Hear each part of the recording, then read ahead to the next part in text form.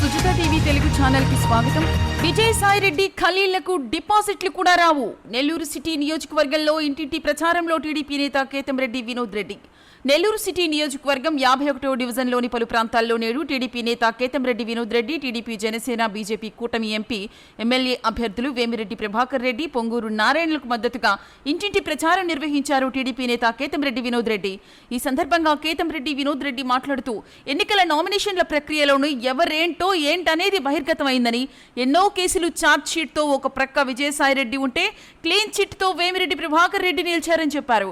Nellore parliament పరిధిలో ఏ ఒక్కరిని అడిగినా వీపీఆర్ గారిపై ప్రేమాభిమానాలు వెల్లువెత్తుతున్నాయని, అదే తరహాలో నెల్లూరు సిటీ నియోజకవర్గం నారాయణకి అడ్డాగా మారిపోయిందని అన్నారు.